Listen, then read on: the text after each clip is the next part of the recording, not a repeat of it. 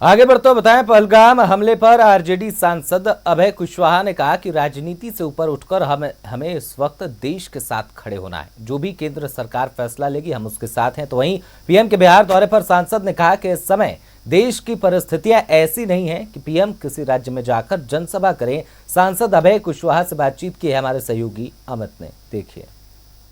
आतंकी हमले के बाद पूरा देश आक्रोश में है। कल देर रात सीएससी की बैठक हुई और जिसके बाद पाकिस्तान को कूटनीतिक मार मारा गया है। हमारे साथ बातचीत करने के लिए आरजेडी के सांसद अभय कुशवाहा जी है। दुखद घटना हुई पहलगाम में आपने भी देखा होगा।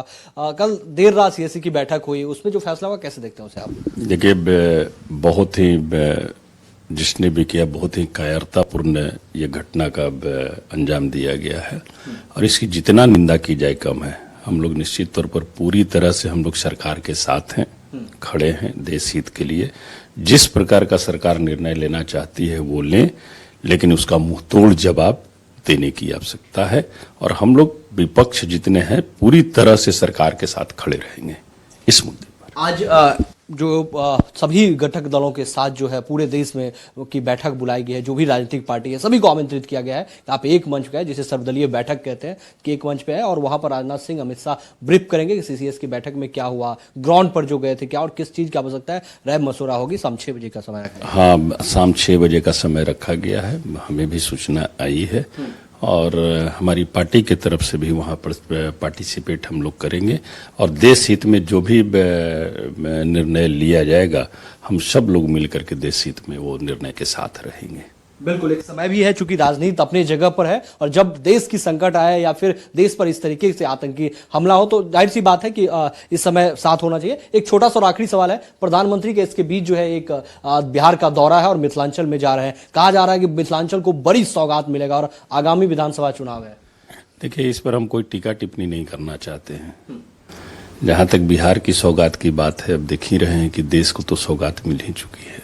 किस तरह का सौगात मिला, अब ये बिहार को सौगात देने जा रहे हैं। ऐसे समय में हमें नहीं लगता है कि इस तरह के कार्यक्रम, खास करके जो प्रधानमंत्री जी हैं या जिस भी स्टेट में इस तरह की बातें हों, उनको कम से कम 1 आध 2 दिन 3 दिन तो बचना चाहिए। इस कार्यक्रम तो होते रहेंगे। तो ये हमारे साथ आरजेडी सांसद अभय कुशवाहा थे। सीधे तौर पे कहा कि देखिए, जिस स्थिति से मौजूदा समय में देश गुजर रहा है, जो आतंकी हमला हुआ उसके बाद इस तरीके की खासकर जनसभा को संबोधित करने से फिलहाल अभी 2-4 दिन बचने की आवश्यकता थी। क्योंकि जो घटनाएं हुई है उस पर क्या जवाबी कार्रवाई हो और किस तरीके से होनी चाहिए उस पर मंथन की आवश्यकता थी, ना कि अभी इस तरीके की जनसभा को संबोधित करने की। वीडियो जर्नलिस्ट राहुल के साथ अमित चौधरी, न्यूज 11 भारत, दिल्ली।